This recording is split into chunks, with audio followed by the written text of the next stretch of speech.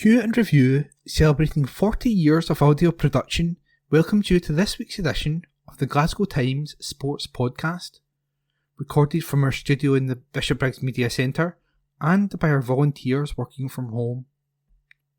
Keep up to date with Q and Review news via our Facebook, X, formerly known as Twitter, or Instagram at Q and Review. That's @CUEANDREVIEW,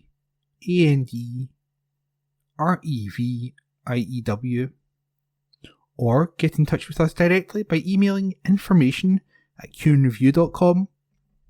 That's INFORMATION @CUEANDREVIEW.com, or by calling us on 0141 772 3979.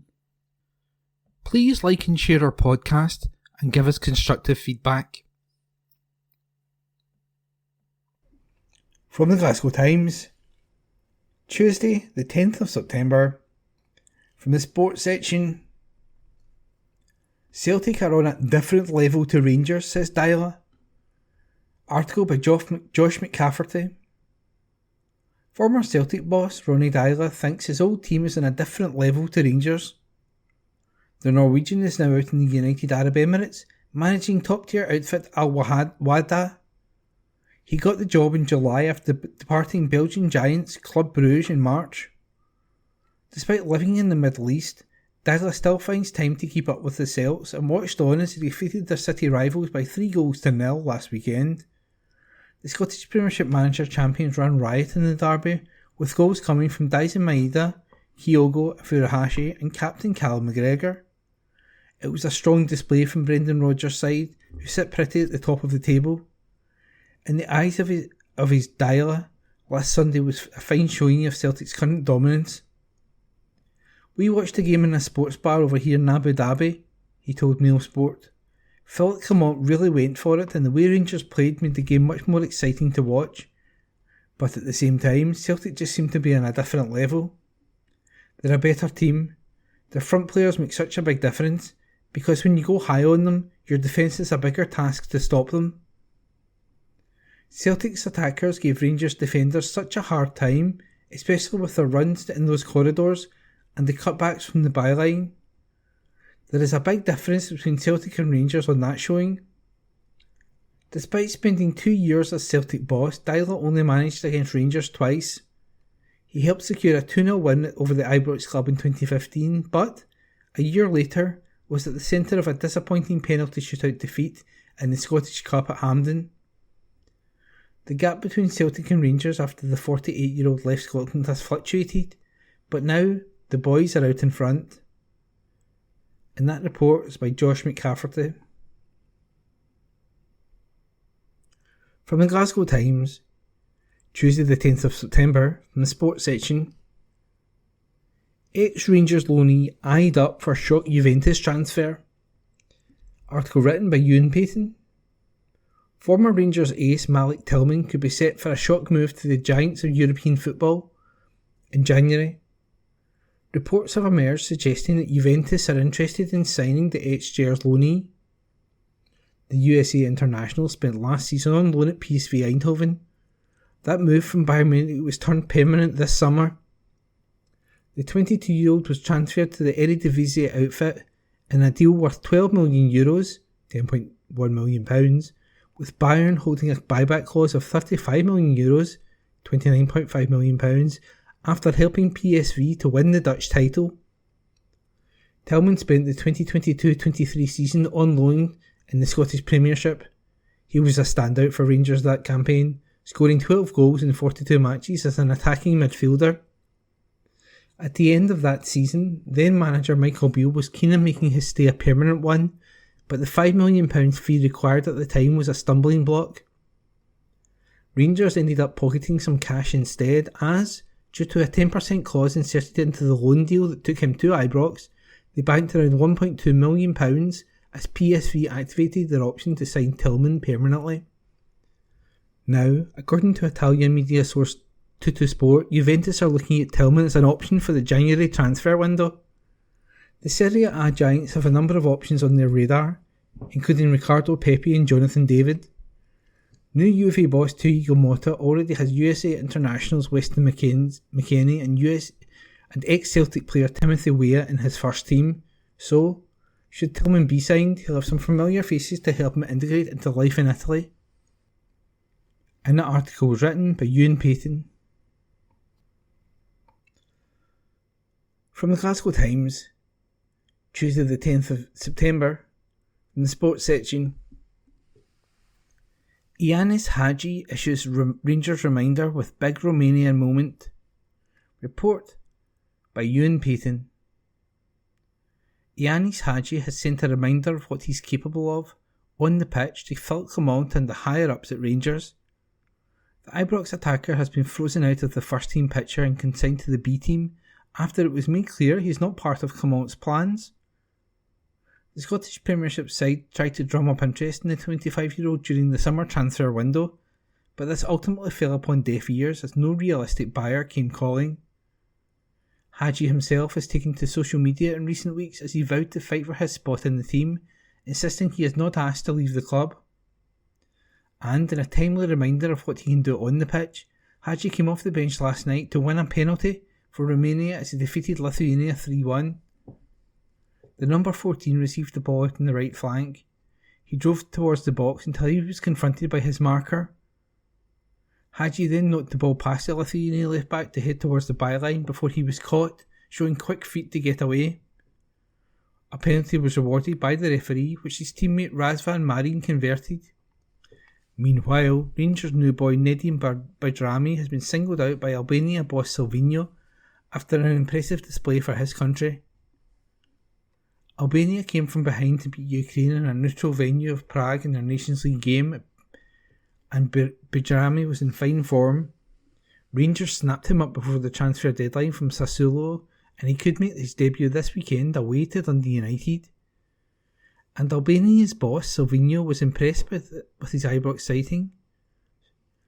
He said, "I thought the performance from Nedim Bajrami against Ukraine was outstanding. He is clearly a big talent." An article written by Ewan Payton. From the Glasgow Times, Tuesday the 10th of September, from the sports section. Paulo Bernardo, Celtic midfielder confident ahead of Croatia clash. Report written by Lana Mackay. Paulo Bernardo has shared his optimism ahead of Portugal under 21's crunch clash with Croatia tonight. The midfielder rejoined Celtic on a permanent basis in the summer for £3.5 million and has put in a string of impressive performances so far this season, including a dominant display in the recent Glasgow derby. Arriving on an initial loan deal last summer from Benfica, the Portuguese starlet returned to Glasgow on a 5-year contract and is set to play a pivotal role in Brendan Rodgers' midfield following Matt O'Reilly's departure to Brighton. Portugal under-21s face a must-win game away to Croatia this evening, requiring 3 points to remain top of Group G in the Euro 2025 qualifying. Speaking from his international camp, Bernardo expressed his optimism ahead of the tie. He said, "They have to play to win, and here in the national team we always play to win. I think it's going to be a good game of football in which both teams will want to win. We know that because we are playing away, because the Croatian team has made a lot of changes and has a new coach, that it's going to be a different game and probably a lot more difficult. I think they'll be a bit more aggressive at home than they were in Faro, but we have to win the game and we'll do our best to achieve that." He continued, "We've been improving every game. The team has changed since the last European Championship, and the first 2 games are always a bit more difficult because the players don't have any routine. Now it's getting easier and the group has become more and more united. We can only improve and we're going to give a positive response in the next game." And that report was written by Lana Mackay. From the Glasgow Times, Tuesday the 10th of September, from the sports section. Peter Schmeichel, Casper has many more good years to come. Article written by Lana Mackay. Kasper Schmeichel could have many more years to come at Celtic, according to his father. Manchester United treble winner Peter Schmeichel has hinted that he still sees a long playing career ahead for the 37-year-old, who has made a stellar start to life in Glasgow. Kasper, who replaced Joe Hart as the Hoops number 1 this summer on an initial 1-year deal, has yet to concede a goal in the SPFL. Speaking in an interview with Danish outlet Extra Bladet, Peter Schmeichel played down any notion that his son was approaching the twilight of his career. Whether you're 14 or 40 doesn't matter if you help the team win, he said. I watch every eternal match that my son plays, and I see no difference between now and 10 years ago. He added, for me it doesn't seem like it's towards the end. It doesn't, so there's nothing sad about it. I think the focus must lie somewhere else entirely. The goalkeeper arrived at Celtic Park on a free transfer after his contract expired with Anderlecht, reuniting with manager Brendan Rodgers after the pair worked together at Leicester City. Some had questioned whether the Danish international will be able to adapt to the demands of the Scottish Premiership at the age of 37, but he has quickly established himself as a leader and key figure within the Hoops squad. I see many good years ahead of him, his father concluded, suggesting he does not anticipate Kasper winding down any time soon. In an article written by Lana Mackay. Evening Times Sport, September 16. The Celtic record that bodes well for Champions League. Report by Graham McGarry. It may well be Kasper Schmeichel's name that will go into the Celtic record books after the team equalled a 118-year-old clean sheet record at the weekend. But much of the credit for that feat must go to the men in front of the keeper. Not only has he yet to pick the ball out of the net in his first 5 appearances for Celtic, the big Dane has barely had to make a save. Even still, the fact that Tom Sinclair was the last goalkeeper to record 5 shutouts in his first 5 games for the club back in 1906, on loan from Rangers curiously enough, shows how rare the current run is. Both Schmeichel and his teammates will hope to break the record during the week, but to do so, they will have to show that they are able to translate their defensive miserliness to the European stage, something they have struggled to do in the recent past. The home tie against Slovan Bratislava on Wednesday evening is the most favourable fixture of their 8 Champions League fixtures in theory, and if they can keep the Slovaks out at one end, Celtic are confident they have the firepower to win a valuable 3 points to kick off their continental campaign. Liam Scales has become an integral part of their defensive unit, and he revealed that is exactly the message that is being pressed home in the Celtic dressing room, where pleasure is being taken from this series of clean sheets, but there is guarding against satisfaction becoming complacency. Said Scales, the manager mentioned before the Hearts game that we were on the brink of breaking it with another clean sheet. I'm happy we managed to get that, but now it's about hopefully pushing on and getting more and setting a record that will not be beaten.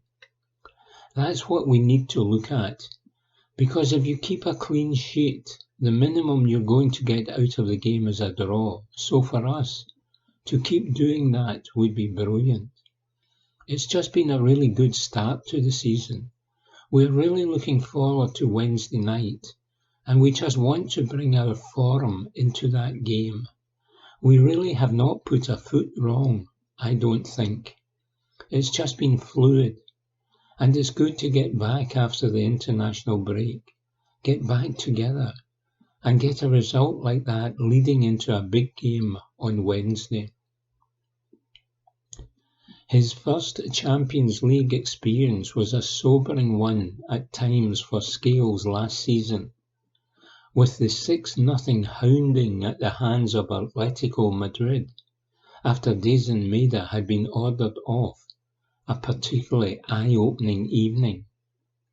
It may not have felt it at the time, but having such experiences under their belt can be valuable to Celtic this season, in Scales' view, who says that a solid defensive base will be vital if the Scottish champions are to have hopes of progression to the knockout stages of the competition. And he continued, "It is going to be massively important.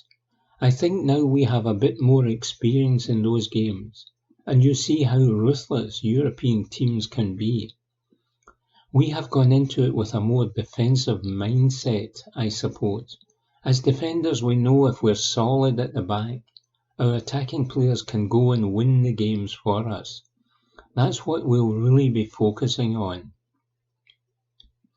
I am not saying it will be any easier. It's just you know what's coming. You know what sort of games you're going into. You know what the atmosphere is going to be like, and the speed of the game. It's good, and I'm not the only one.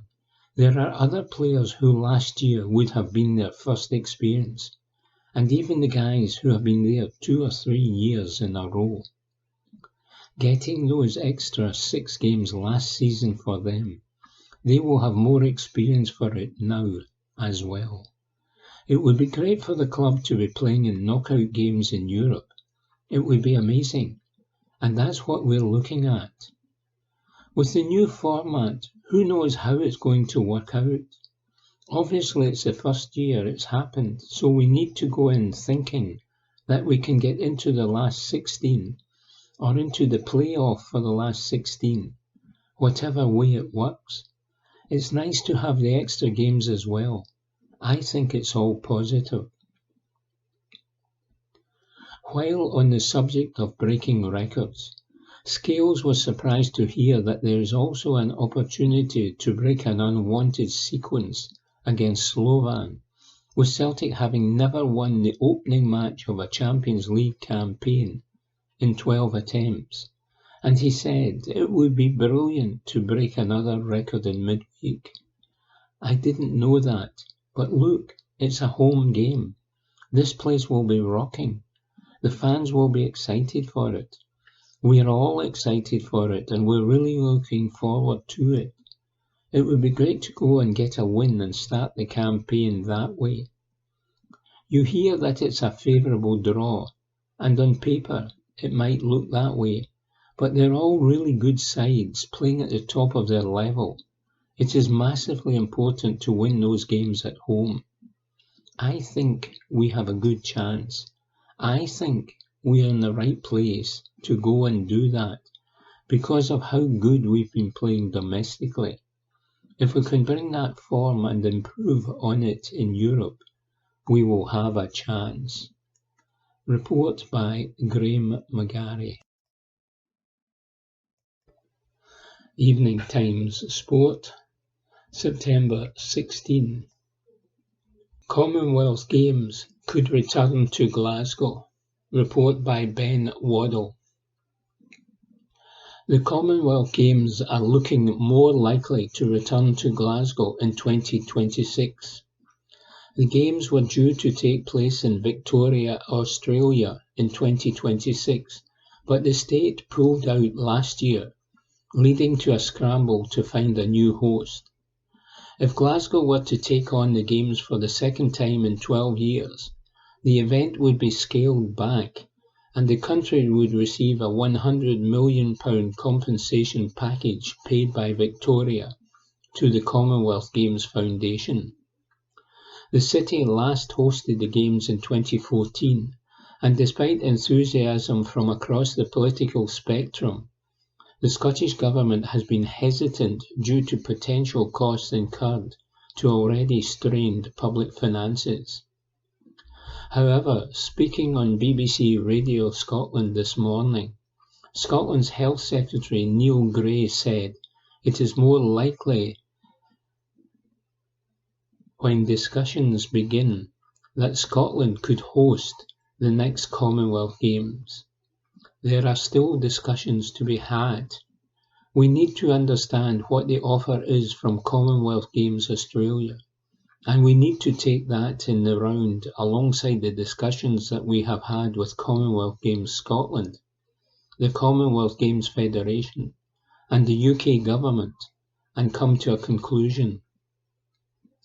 The Minister went on to reveal the conclusion needs to be made quickly around whether it is the best event for Glasgow and Scotland, and added, "There are discussions still to be had, but we are making progress." When asked how likely it is the Games could return to Glasgow, the politician said, "I'm not going to put a figure on that. I think it is important that we respect the discussions that are still to take place. I have still to have further discussions with Glasgow City Council and the UK government, so there are still discussions to be had today. We have made progress, and that's the important part. I think we are in a situation where it's more likely now than when we entered these discussions that we'll be seeing the Commonwealth Games coming to Scotland." While the Health Secretary has hinted at a possible return of the Games to Scotland, he did not reveal when an announcement could be made on the final decision. Report by Ben Waddell. Evening Times Sport, September 16. Hibs owner finally fronts up, but questions remain. Report by Craig Fowler. Ian Gordon finally spoke, and he spoke at length. The Hibs owner last week conducted a series of interviews as he finally broke his silence since arriving in Scotland to initially work for the club his dad had purchased. The American was upfront about mistakes made in the past. There was an admittance of fault with regards to bloating the squad, creating a behind-the-scenes structure which did not possess the required expertise, and changing managers too often to try and pacify an emotionally charged, disgruntled fan base. It was undoubtedly the right thing to do. Hibs supporters have been starved of communication from the very top since Ian took over the running of the club following the passing of Father Ron in February 2023. Scottish football fans are notoriously demanding and are certainly guilty of being too knee-jerk at times, but lines of communication from the custodians to the lifeblood should always be there, and it's been one of many aspects of life at Easter Road recently which has not been good enough. Regrettably, it is something supporters are used to.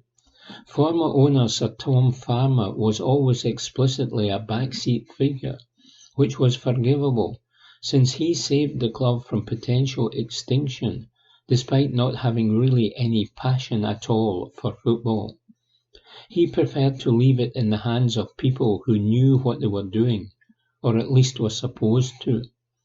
Unfortunately, long-term Chief Executive Rod Petrie often appeared stubborn or dismissive whenever he felt moved to face the music on whatever problem Leith's most famous institution was experiencing at the time.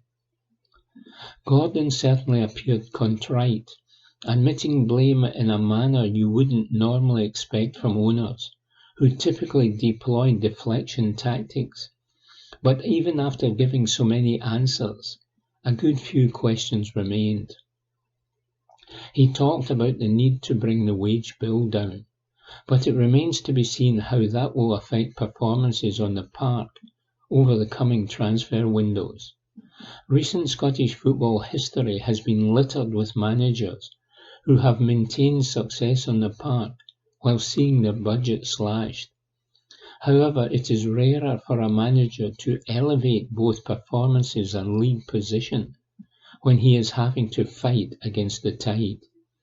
Hibs were a bottom 6 club last season, and though they are beginning to look improved after Saturday's routine win over St Johnstone, it is hard to imagine them making a serious challenge to Aberdeen for third this season, which is where supporters want them to be.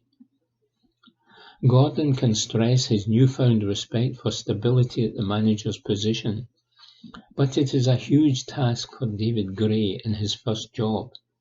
His status as a Hibs legend is untouchable, regardless of how this spell in charge goes, and should buy him a bit more time than your average coach.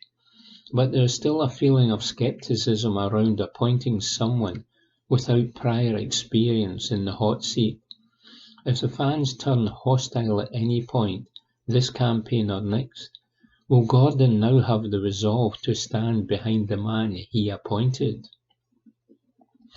On the subject of backing employees, Gordon also insisted there was no plan to make a change at CEO, despite Ben Kensil's unpopularity with the fans. In fairness, he was hardly going to say, "Aye, I'll be booting him out the door soon." But when you're talking about bringing expenses down, it may be prudent to look at a position which once handled the business side and the football side of the operation, but now mainly looks after one of those, while still, presumably, costing the same six-figure salary. On that topic, the hiring of Malky Mackay as sporting director was addressed. The existence of the elephant in the room was denied, as Gordon insisted there was no issue with the Black Knights and investor Bill Foley, despite the latter revealing earlier this summer that Hibs had not listened to their advice before appointing both Mackay and Gray. Gordon played it down, saying it was all part of a collective process, but it does not augur well when one key member of that group, and a man who recently gave you £6 million, is complaining about things to the media, and the recent transfer window saw no players within the Black Knights network enter Easter Road. Missing too from the discussion about Mackay's appointment was the fact his appointment returned Hibs to the model that the Gordons inherited when they took over. Gordon also admitted a mea culpa regarding the infamous period where he was quietly made the club's head of recruitment, a position he kept for the best part of 2 years. His explanation was that it made sense to the family at the time, as they examined the structure of the club. What he did not elaborate on was why, if they thought it was the right thing to do, they were secretive about it, making no announcement, listing him in the role on the club's website, then removing that once fans started asking questions, while also trying to get the word out through the media that this was not, in fact, the case. For this writer, the importance of the local community at Hibs was an issue, which was conspicuous by its absence across these interviews. Not long after the Gordons took over, they were quite ruthless in moving out loyal and long-serving employees who were devoted supporters of the club in order to bring in their own people. Other than the treatment of former community engagement manager Sue McClernand, this has not really been reported on in the media, but is well known throughout the fan base. Is that one of his regrets? Does he recognise now the importance of having people working for the club who have passionately wanted Hibs to succeed their entire lives? Gordon certainly seems to share his father's passion for making a success of things at Easter Road. This fronting up was designed to be a line drawn in the sand. Mistakes were made, now let's move on together. The problem is that crowds have shrunk over the course of his family's ownership, and while there were many who were pleased with what they heard, many others remained to be convinced. And how could you blame them? Asks Craig Fowler. Evening Times Sport, September 16.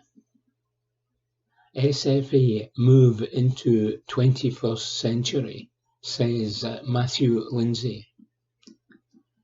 During Rangers' remarkable run without conceding a penalty in the Premiership at the end of last year, I was invited onto a popular Scottish football podcast to discuss the thorny topic of refereeing bias.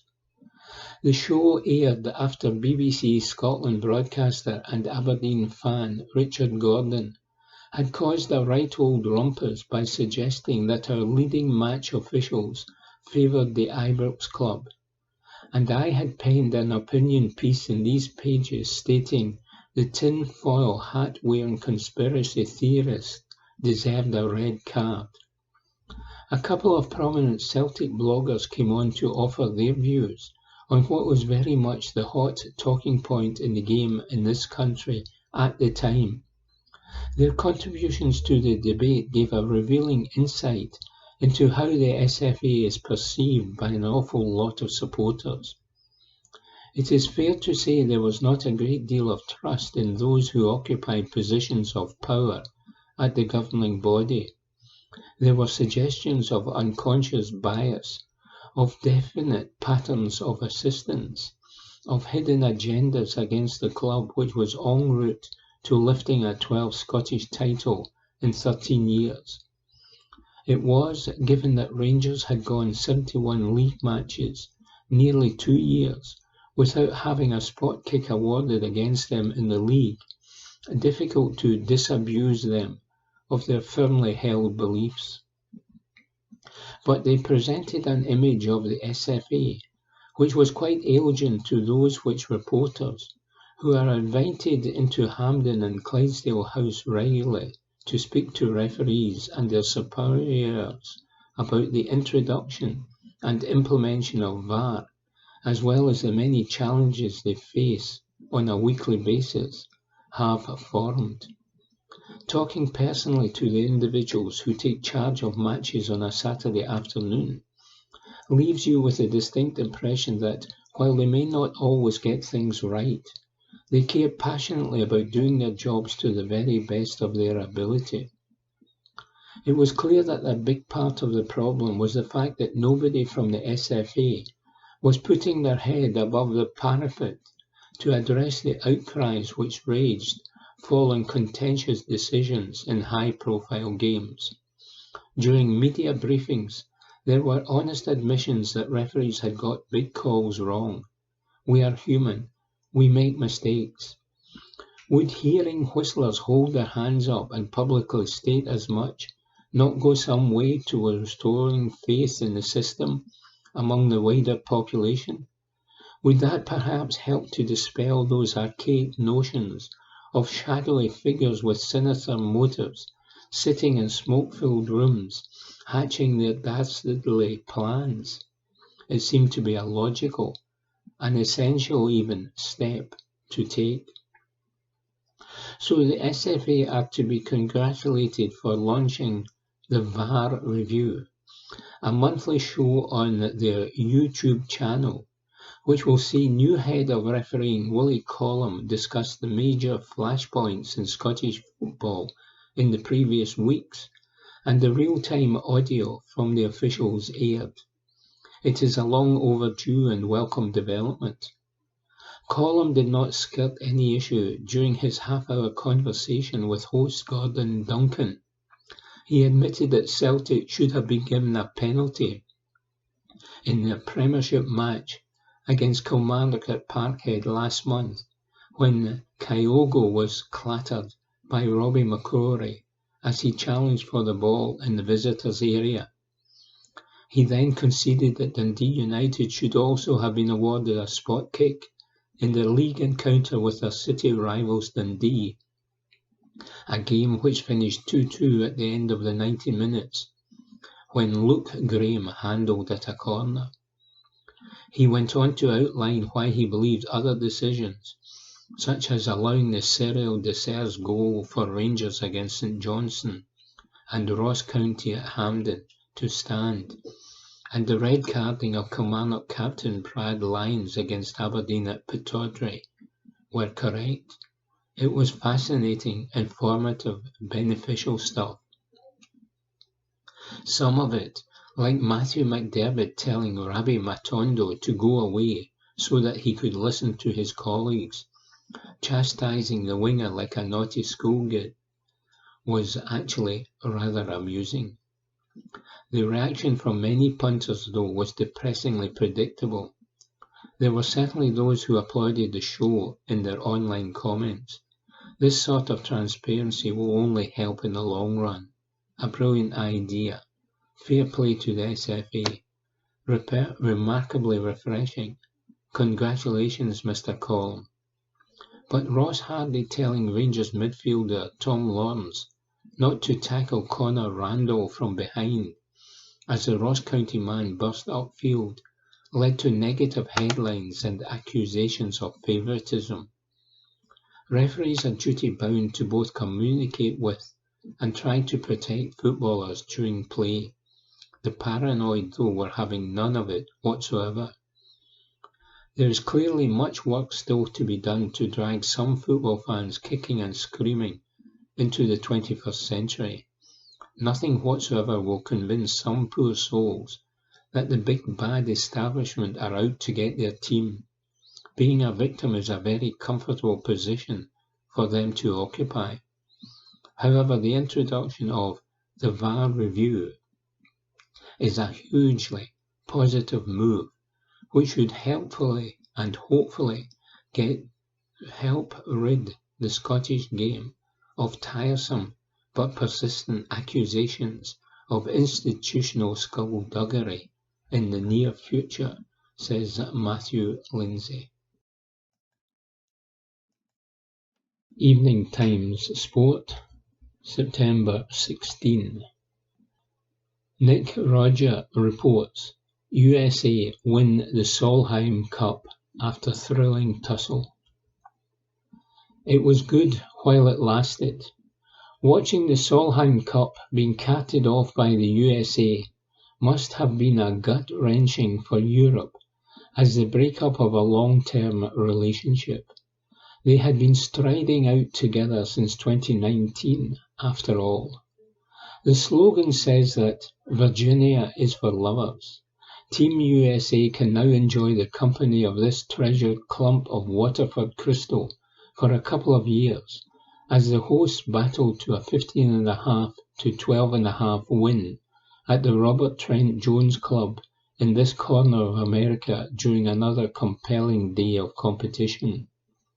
The Solheim Cup continues to serve up some quite thrilling fare.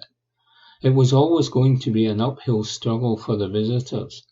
In fact, at 10-6 down heading into the final day singles, European skipper Suzanne Peterson must have felt like dishing out hiking boots and ordnance survey maps for the mountain her team had to climb. It could have been worse, of course.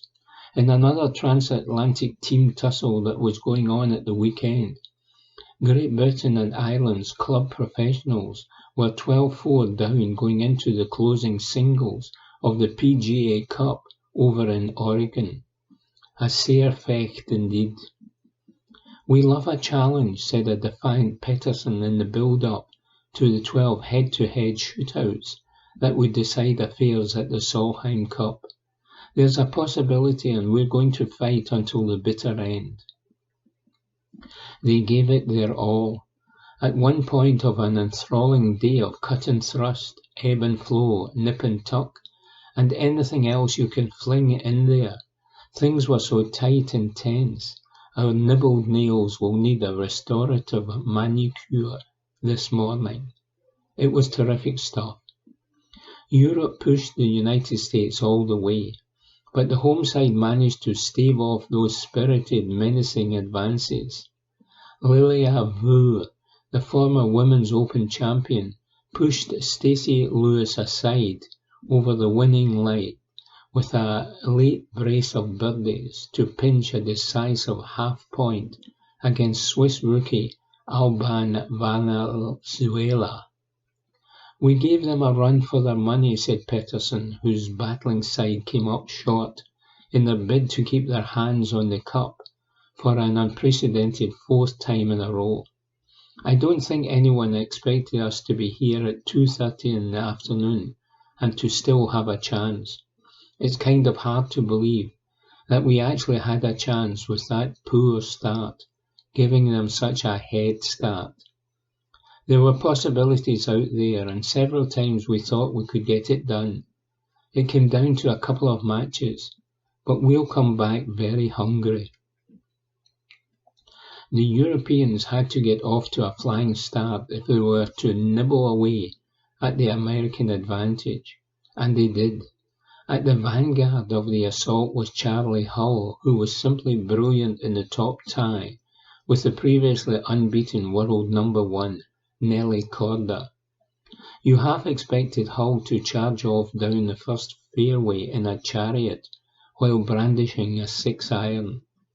When the 28-year-old trundled in a 35-footer for birdie on the 13th to move 5 up, the job was all but done.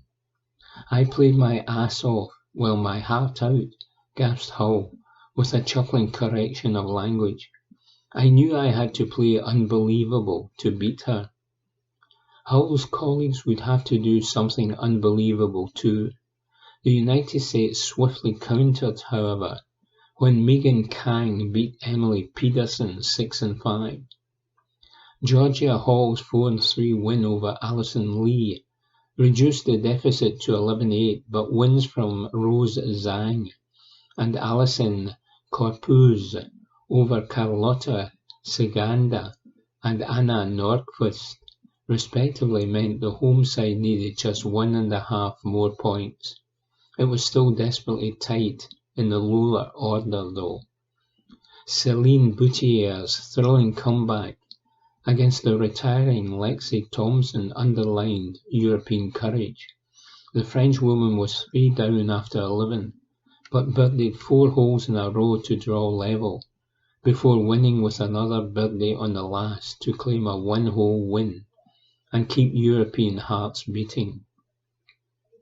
While all that was going on, Andrea Lee's half match with Esther Henseleit edged the home side towards the promised land of 14.5 points. But Leona Maguire's 4-3 win over Ali Ewing kept European hopes alive, as did Maja Stark's brave par putt to halve her match with Lauren Coughlin. Venezuela, 2 up with 2 to play, was unable to hold back Vu, however, and the America's brilliant approach into the 18th gave her the half point that kick-started the United States celebrations. A relieved United States captain Lewis said, "It really could have gone either way. I was just hoping and praying it went our way. It's so stressful to watch. It's awful watching. But I'm just so proud of the players. We'll do it all again in 2 years' time. The fingernails should have recovered by then," says Nick Roger. Evening Times Sport, September 16. Clement reveals chairman's pain over decision to stand down. Report by Matthew Lindsay. Philippe Clement revealed how emotional the decision to stand down as Rangers chairman had been for John Bennett. The Ibrox club announced on Saturday that Bennett, who has been replaced on a temporary basis by former director John Gilligan, had been advised to step away from the role for personal reasons. Clement said, "I heard from John, as probably one of the first to hear about that during the week. He explained everything to me.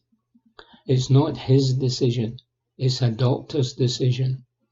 So it was with a lot of pain in the heart that he had to make the decision, and I wish him all the best to recover as fast as possible. But he will not be away, he will be there at a distance, but he needs to keep a little bit of distance now to recover first." However, the Belgian manager, whose team moved back to within 5 points of early pace-setters Aberdeen and Celtic in the league, is confident not having a permanent chairman, chief executive, director of football at Rangers will not impact on him going forward. Said Clement, "I think until now I've been the only one talking outside, so that doesn't change too much. Maybe it will change next week, we will see. I'm not the guy who brings in the cash or the money into the club. My job is to get the best out of the players who are in the building and to look for new ones together with the recruitment team and to make the right decisions with the budget we have. That's my job to do, and I will continue in that way. But I also had a lot of talks before James Bisgrove and with John about strategic things for the future of the club and to make things better in the club in everything, but also in Scottish football. So I think it will continue with the new people who stepped in. It is my job to keep everything calm at the right moments. Unfortunately, in the past, I could go onto the pitch and then change things. That's not the case anymore, but I believe really hard in the potential of this squad. It's not the easiest thing with the situation that it was with 7 players going out of the building for £0, replacing them, and then to add strength to the squad. It's a very difficult thing to do. But everybody in the club did the maximum to do it in the best way in this window, and we will continue in the next window to improve things. It's good now that people finally can see the potential of some players. I understand that people from outside say, why do they take a guy out of Morocco who never played in Scotland or at the highest level? I understand. But I think people saw already that it can improve things because they're all young boys. The same with Jefty, he's only 20. People forget that. So we have a lot of young potentials, and it's now with all the staff together and with the players to work really hard to improve that week by week, month by month. And then we're going to grow and become stronger and stronger. That's logic for me. Report by Matthew Lindsay. Evening Times Sport, September 16. Ryan Jack makes debut and gets booked. Report by Mark Walker. Former Rangers midfielder Ryan Jack made his debut for his new club in Turkey in his first league appearance in 7 months, and was booked within 10 minutes of coming on. The Scotland international has signed a deal with obscure Turkish second-tier outfit Esenler Erikspor after leaving Ibrox in the summer. He finally made his bow for his new club in a 2-1 win against Alagoas Holding Idgar FK. Jack came on as a 62nd minute substitute, but was shown a yellow card 9 minutes later as his side won the game to move off the bottom of the table after their first win of the season. The Istanbul club are managed by Mehmet Altiparmak, who is now on his 19th managerial job.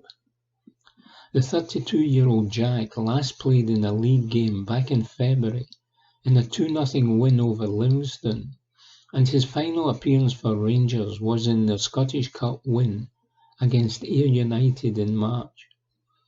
He played in Scotland's 2 Euro 2024 warm-up games as a substitute against Gibraltar and Finland, but played no part in the Germany finals. Report by Mark Walker.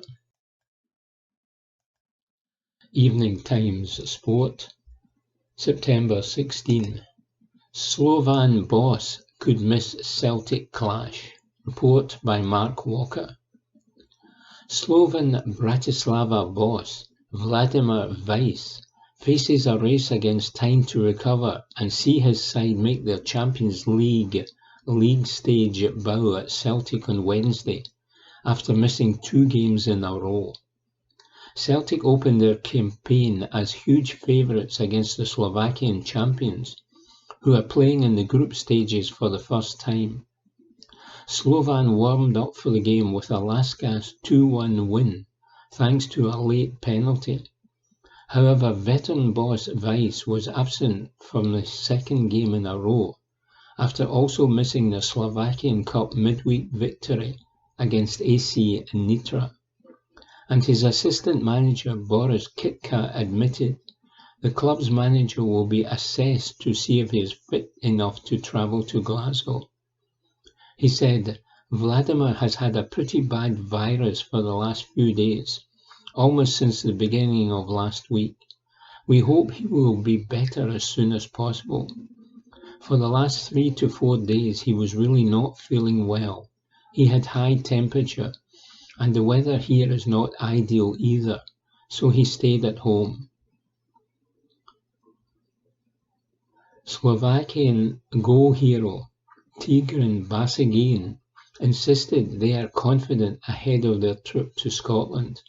The Armenian international winger said, "We are going to Celtic to try and win the game. When you have a strong mentality like we have in this team, you can believe anything." Report by Mark Walker. Evening Times Sport, September 17. Celtic vs Slovan referee and VAR officials confirmed. Report by David Irvin. Dutch referee Danny McKelly will take charge of the Champions League fixture between Celtic and Slovan Bratislava. Brendan Rodgers' side play their first match in the revamped league phase of the European competition tomorrow night. Slovakian side Slovan Bratislava are the visitors, with Celtic looking to get off to a winning start in the Champions League after automatic entry to the competition proper. Now UEFA have confirmed the officials for the tie, with McKelly the man in the middle. The official from the Netherlands has previously taken charge of one match involving Celtic, a 2-1 defeat to Bayern Munich in Glasgow back in 2017. He has refereed 3 games in the Eredivisie so far this season, dishing out 13 yellow cards in the process. The experienced whistler will be assisted by Hessel Stiegstra and Jan de Vries. Mark Negtigal has been confirmed as the 4th official. Rob Dieperink is on VAR duty and will be assisted by Spaniard Carlos del Cerro Grande. Evening Times Sport, September 17. SFA refereeing chief praised by Dundee manager. Report by Robbie Hanratty. Tony Docherty expressed his gratitude to Willie Collum, the head of referees for the Scottish FA, for reaching out to inform him that Dundee should have been awarded a penalty during the Scottish Premiership match against Ross County on Saturday. Dundee found themselves down by 2 goals in Dingwall when striker Simon Murray was brought down inside the box. However, referee Grant Irvin did not award a penalty, and the home team ultimately secured a 2-0 victory, ending Dundee's unbeaten run. Despite his disappointment over the missed penalty opportunity, Dens boss Docherty commended Collum for his communication and professionalism regarding the incident, and he told Dundee's official website, "I have got to be really thankful for Willie Collum, whom I have praised before in previous weeks. He phoned me yesterday to tell me he'd watched it back himself. I won't get any absolute details about the conversation that we had, but we had an absolutely stonewall penalty in the 55th minute against Simon Murray, which can change the outcome of the game, and I am disappointed with that, obviously. Regardless of how the team performs, you need things to go for you, and that did not go for us. I appreciate massively Willie's honesty and openness, and that's the way I think it should be. Previously, there was a decision that maybe should have gone against us in the derby, which I agreed with. This one should have gone for us, but we never got the decision. But again, I'm really thankful for Willie phoning me. I think we have got to see that transparency going forward. I thank him for phoning me and letting me know that the right decision was to award a penalty in the 55th minute, which would have got us into the game. Report by Robbie Hanratty. Evening Times Sport, September 17. Former Rangers captain wants board changes at Ibrox. Report by Stuart Wilson.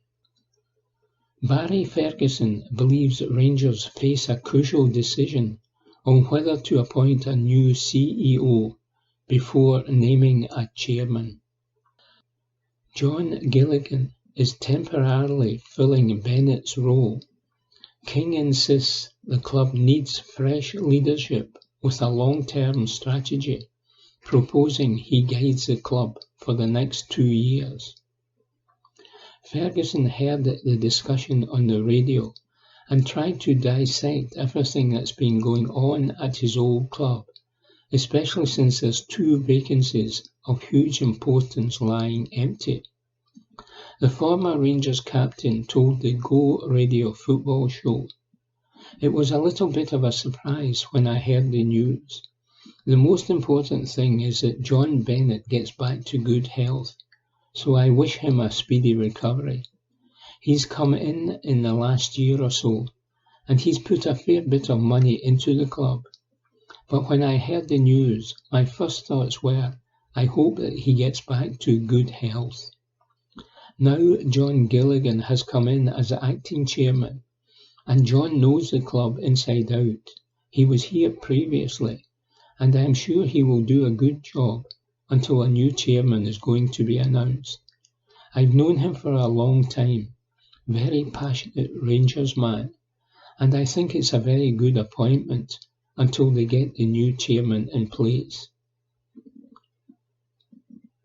Discussing King's comments suggesting he would be keen on taking over the reins as Ibrox chairman, the retired Scotland international midfielder said, "At this moment, John Gilligan has stepped in, and we just need to see what will arise with John Bennett stepping down for health reasons.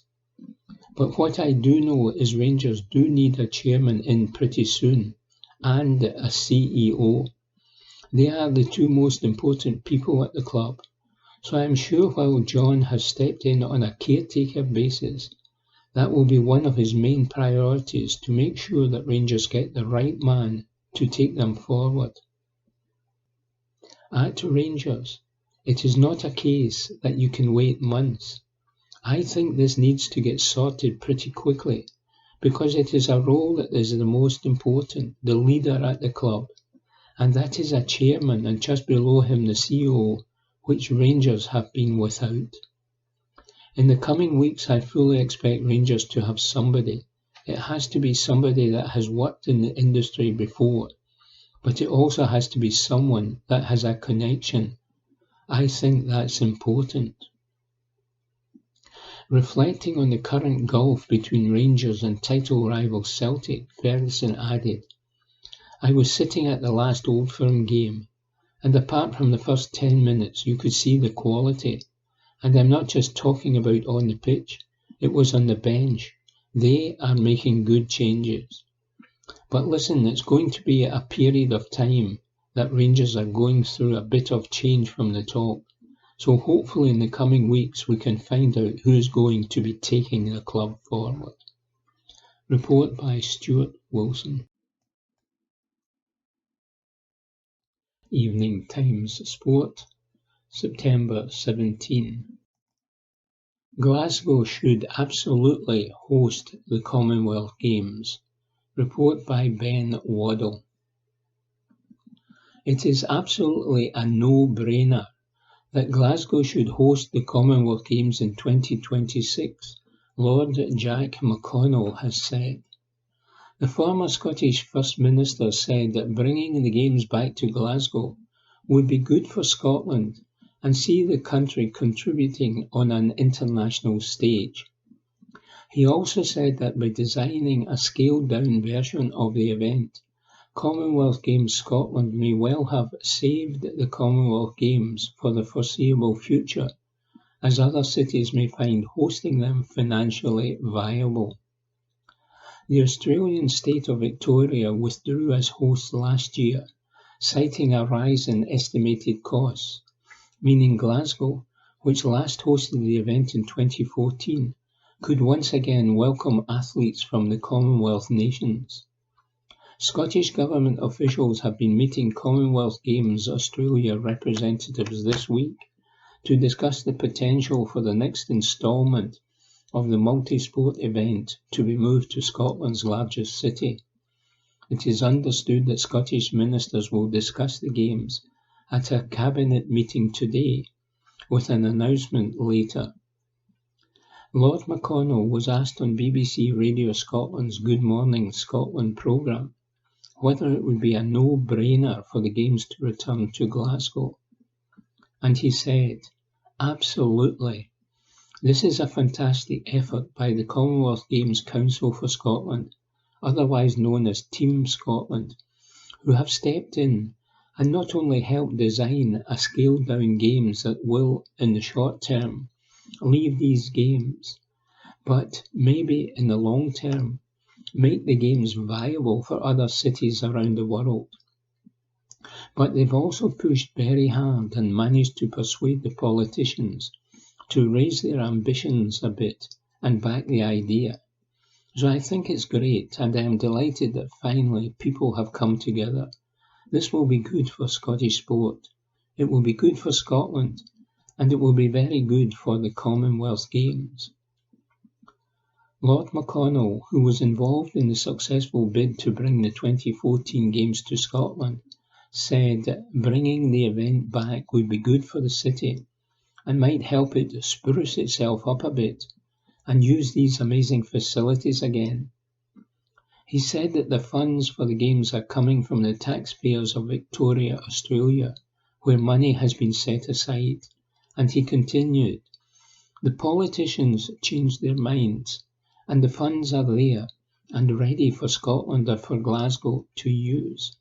That's why people have said it's a no-brainer, and the very, very small amount that will need to be spent in Glasgow and Scotland, frankly, I think in Glasgow is long overdue to be spent anyway." Lord McConnell said that Commonwealth Games Scotland has done a great service by designing a scaled-down version of the event, and he continued, "I think we'll now see the opportunities roll out to places that frankly just could not afford the Games in the way that they were growing. If this Glasgow Games can get the backing, can then happen successfully, I think we will see in future decisions, we will see cities competing for the Games, and it will not just be scraping around to find out who will pick up the tab, but actually people saying, we're going to be next." Deputy First Minister Kate Forbes later told the same programme that Health Secretary Neil Gray would keep the Parliament informed about his decision, hinting that any announcement would be made in Holyrood.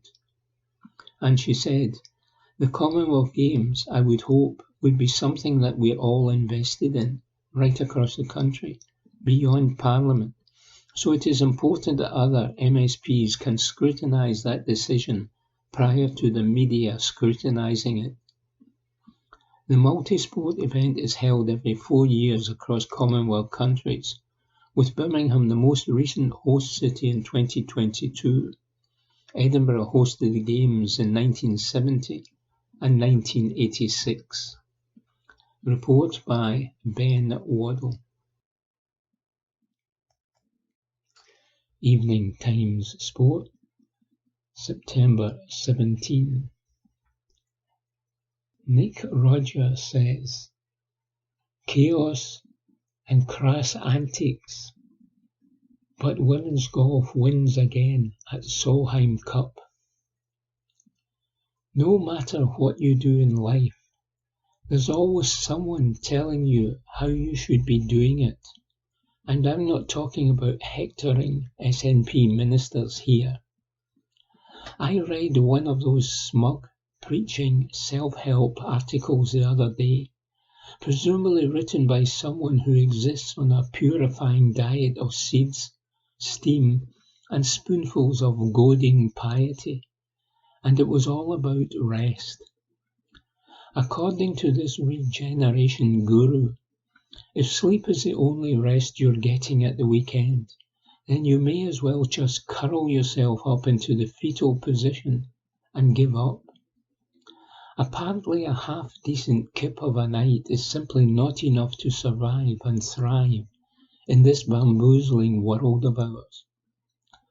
As well as physical rest, you must also shoehorn in periods of mental rest, emotional rest, spiritual rest, social rest, sensory rest, and creative rest. Why don't you just give it a bloody rest and get on with your column, snarled the sports editor, as I hastily tried to untangle myself from my half-cocked, meditative lotus position. What a sight! Anyway, we could probably all do with a bit of a lie down after a pulsating, compelling 3 days of Solheim Cup cut and thrust. Once again, the meeting between the USA and Europe delivered on all fronts. Well, apart from delivering fans from their cars to the course, the great spectator shuttle transport debacle of the opening morning was the most calamitous day for buses since the coach in the Italian job veered off the road and was left dangling over a cliff. It forced the LPGA Tour high Hedians into a grovelling mea culpa, while the reputational damage to an organisation charged with promoting one of the biggest showpieces in women's sport was considerable. You won't grow the game by having thousands of men, women, and importantly children standing in a queue for 3 hours waiting to get in and missing the chance to savour the unique atmosphere of the first tee on the first day. According to eyewitness accounts, even the bloomin' portaloos were locked. A true shit show then. It was an unforgivable fiasco at an event of such magnitude. As for the golfing show itself, well, it made for a quite terrific spectacle, even if the frankly ridiculous episode involving 2 United States caddies during Saturday's 4 balls almost left you wanting to gouge your own eyes out. When Alison Lee, in partnership with Megan Kang, holed her approach to the second for a thrilling Eagle 2, the Americans went utterly berserk. The 2 bagmen ripped off their shirts. It was part of a bet between players and caddies apparently, and roared themselves hoarse amid an unsightly orgy of hooting, hollering, swearing and belly bumping. This was only the second hole, remember, and the Europeans still had to play. It was all hideously unedifying. As my esteemed colleague Ewan Murray of The Guardian wrote, what next? Bum cheek bearing on the 18th green. The way things are rapidly descending in this world, it wouldn't surprise me in the slightest. We all know that these fraught, highly charged team contests give golf the opportunity to burst from its straitjacket. There's nothing wrong with pumped-up passion, but there's a limit.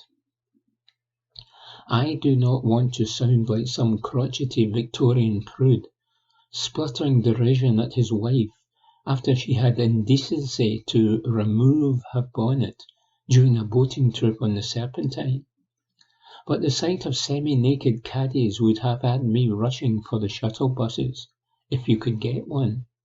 This attention-seeking nonsense was a new low. I dread to think what the United States celebrations were like in the aftermath of their win. "We're going to go so wild," shrieked Lilia Vour, who nabbed the deciding point in the 15.5, 12.5 victory. "I think there's going to be caddy shirts off in the team room, probably more." Blimey, it conjures up some deliciously appalling imagery. As the United States got up to all sorts, the Europeans were left to lick their wounds. Some were more painful than others. Having been sat out of 3 sessions, Leona Maguire, the Irish woman who had been a prolific points winner in her previous 2 Solheim Cup appearances, came back for the singles and eased to a 4-3 win over Ali Ewing. When it was all said and done, a brassed-off Maguire put out a post on social media saying, "Form is a temporary, class is permanent," in a veiled dig at European captain Suzanne Pettersson. Maguire had every reason to feel peeved, but what about the old phrase, "There's no I in team"? While her post was hardly on a par with the excruciating public filleting of Tom Watson by Phil Mickelson at the Ryder Cup in 2014, it lacked a bit of, well, class. Not long after that initial post, Maguire updated her social media site with a more honourable message stating that Europe win as a team, lose as a team, before praising her teammates and lauding the experience.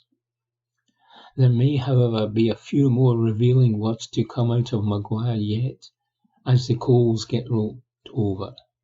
In terms of the closeness of the competition, the Solheim Cup remains golf's most captivating team contest.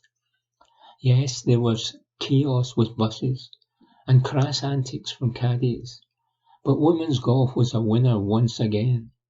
Roll on 2026, says Nick Roger. Evening Times Sport, September 17.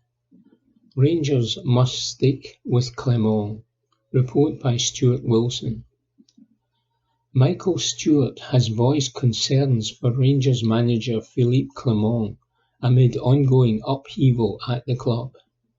John Gilligan is currently serving as interim chairman following John Bennett's decision to step down from the role, while the search for a new chief executive continues after James Bisgrove's exit to the Saudi Pro League on May 30.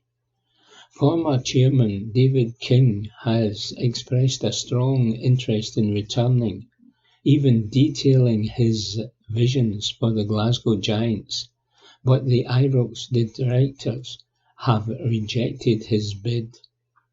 Rangers sit 5 points behind leaders Celtic in the Scottish Premiership table, having narrowly edged past Dundee United at Tannadice on Sunday. And with 5 games played, sections of the light blue support have questioned Clement's leadership, despite his squad undergoing a huge rebuild during the summer. Stewart acknowledged the critics, but believes things must be sorted at board level before serious discussions are made about the head coach's position changing hands. And he said, "They started the game brightly against Dundee United, but I think over the course of the full 90 minutes there's not anybody who comes out of it thinking it is a stellar performance, but it is a win. It gives them something to build from. But in reality, what do Rangers do here? I fear for the manager there's a real pressure that is building, and the pressure from the supporters is of course huge.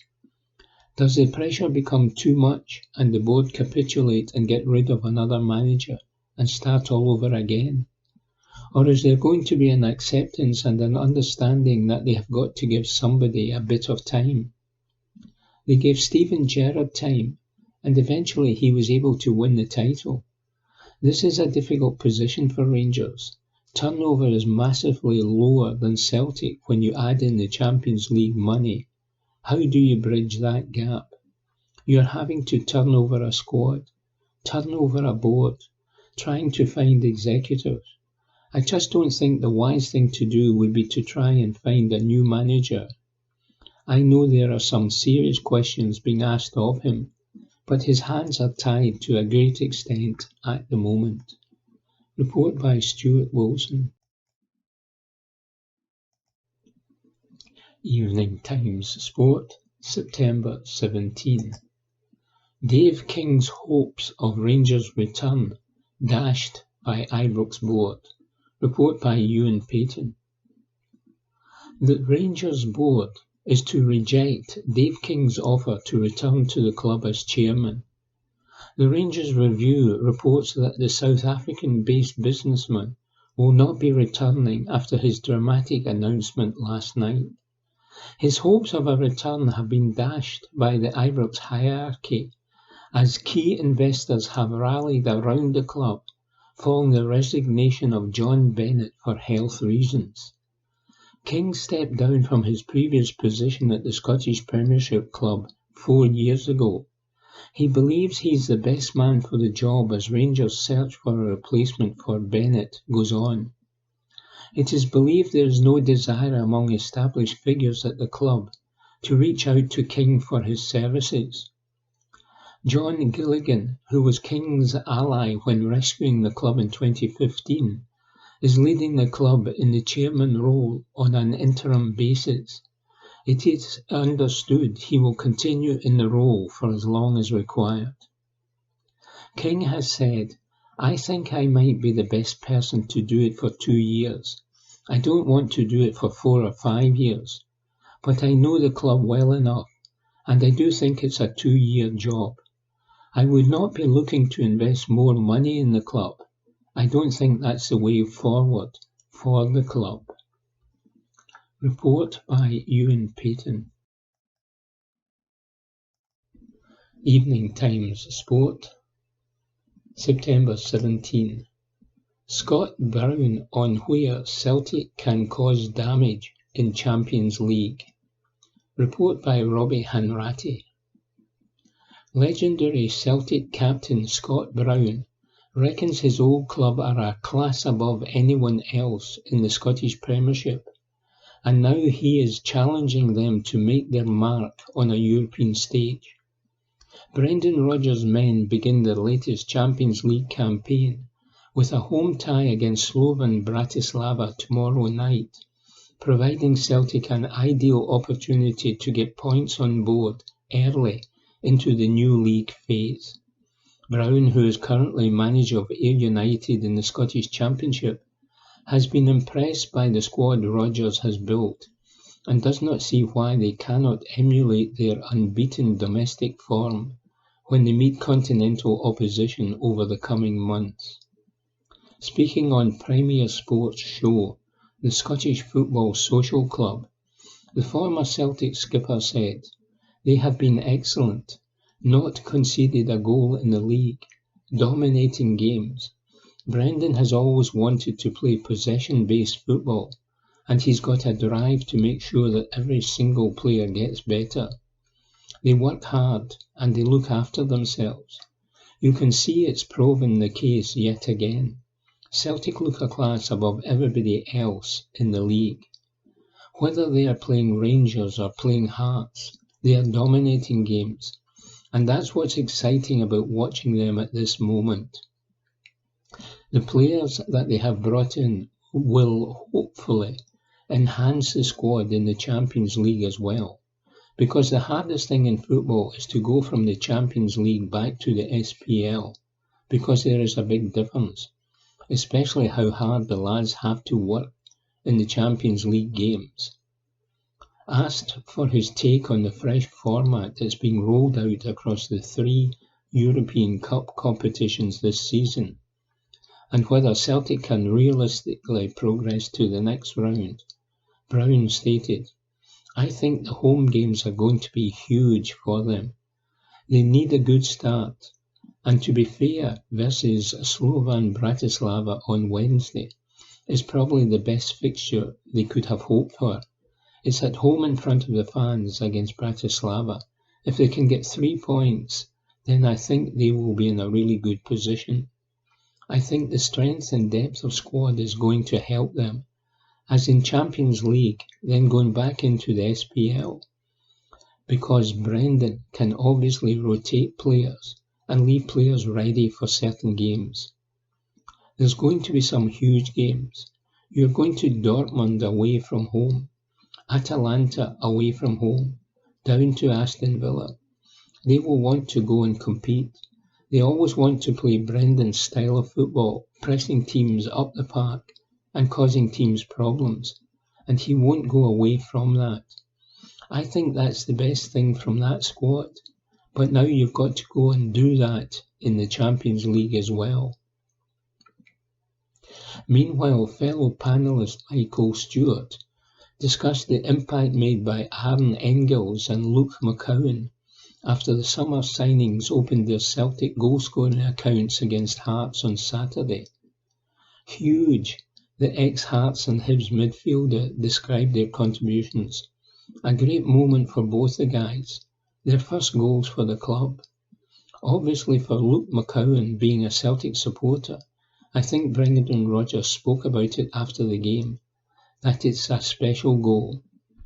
He is somebody that I think a lot of Celtic supporters are looking at thinking he's a good player, but is maybe going to be a squad player.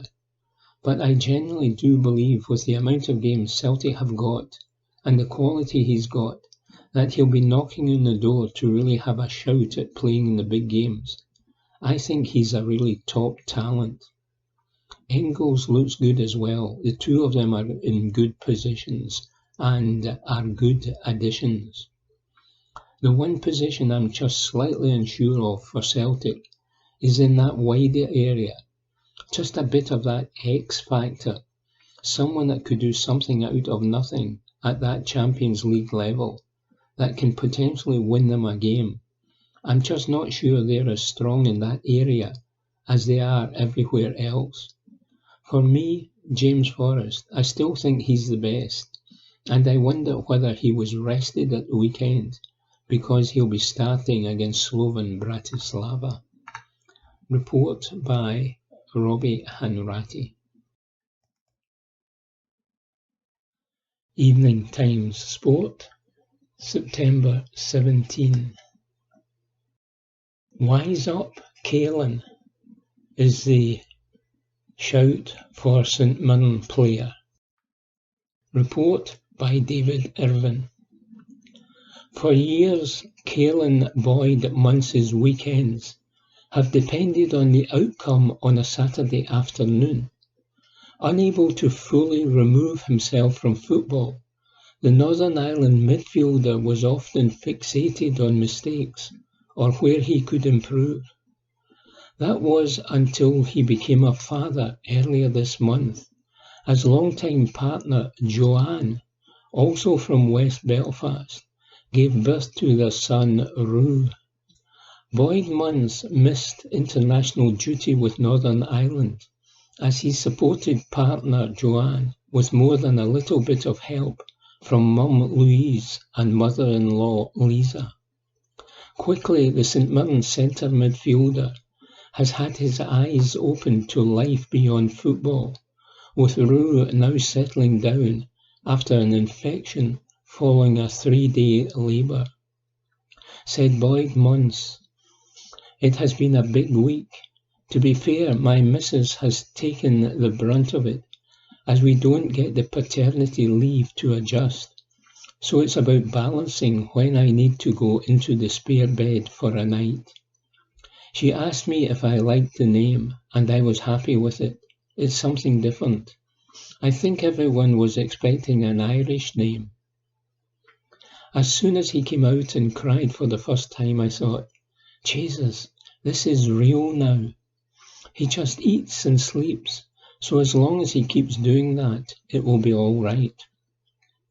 It was something I struggled with earlier in my career. No matter what happened in your game on the Saturday, you always picked out the negatives. I would go home to the missus, who I have been with for a few years, and the whole weekend is consumed by it. It's ruined. It's not fair on her, as she needs to live with it. Now the little man is here. It brings a little bit of wise up, Caelan. It's been a week, but feels about 3 weeks already because we were in the hospital. It was a 3-day labour, and I didn't get to go away with the national team. The wee man had a little infection, but it's starting to settle now. Michael O'Neill was brilliant. He was constantly checking in. Boyd Munns is not alone in raising a baby in the St Mirren squad, with 4 teammates all with newborns in the last 7 months. We've a load here, he said, of any teammates also in the early stages of parenthood. There is Kevin Van Veen, Jonah Ayunga, Greg Kilty, Mikael Mandarin, and me, all in the last 7 months. There's a proper wee community in there and maybe a 5-a-side team. It used to be you would talk about your nights out on a Monday morning, whereas now it's asking how the wee man slept. Some days you come in and see boys like kilts and you're like, it's been a long night, hasn't it? Given the new arrival in the family, it's clear Boyd Munns is more than settled in Paisley, but the Northern Ireland International had been targeted by English clubs in the summer. St Mirren rejected bids from Leyton Orient, with Wigan also credited with an interest in the midfielder. However, from the off, Boyd Munns had stated his desire to remain a St Mirren player, with the club hopeful of agreeing a contract extension. On the possibility of a transfer exit, Boyd Munns said, myself, the gaffer Stephen Robinson and Dermot O'Carroll talked, and from the first day of pre-season it was, where's your head at? I haven't worked this hard over the last 2 years to just jump ship. Why would I? The missus was due, I'm settled, and I'm happy, and I think people could see that. I was never in any major rush.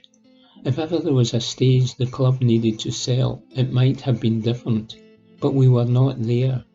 My family love it here, and with the wee man here it's more than just me. You have to have everyone's opinion. Report by David Irvin. That concludes this week's edition of the Glasgow Times Sports Podcast. Please remember to subscribe to our channels at Q and Review and to tell your friends about our service.